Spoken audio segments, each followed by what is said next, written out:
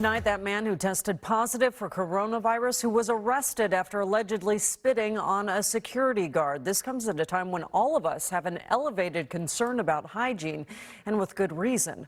Take a look. These are our latest coronavirus numbers from the State Department of Health. 723 people have died.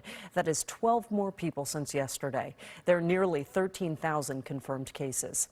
KIRO 7's Gary Holker kicks off our team coverage. And Gary, you spoke exclusively with that guard who got spit on, and he said he had to be quarantined and tested. Well, the security guard is definitely relieved. His test results came back negative for COVID-19, but he was in fear for his life. He says he was working as a security guard in the Westwood Village Shopping Center in West Seattle when he tried to escort a man off his property. He says that man pulled a knife, but he never realized the man's spit could also be a deadly weapon. I was scared for my life, Mohammed Soltani talked to us while still in quarantine after a man infected with COVID-19 spat in his face repeatedly during a confrontation outside this West Seattle shopping center.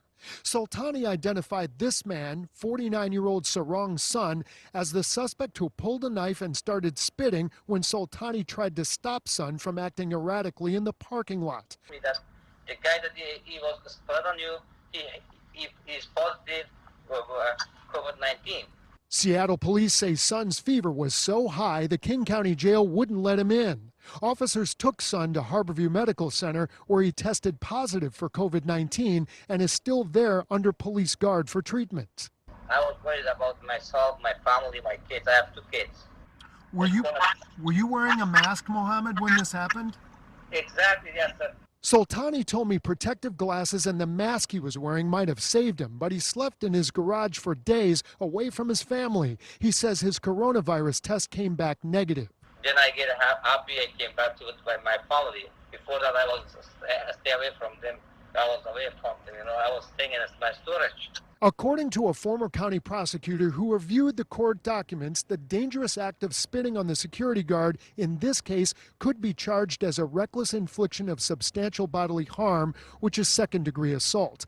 In this case, wielding a knife and the act of spitting are both parts of the same crime. Soltani says Son spat in his face 6 or 7 times. I was scared for my life. I never think I would not. Just I was trying to save my life. Now, a legal expert told me if Son was aware he was COVID-19 positive and intentionally spat in someone's face, the charges would have to be adjusted and go way up if the victim were to become sick or die. We're told the assault laws may have to be adjusted ultimately in this state to reflect the danger of COVID-19. Reporting meanwhile from West Seattle, I'm Gary Holker, KIRO 7 News.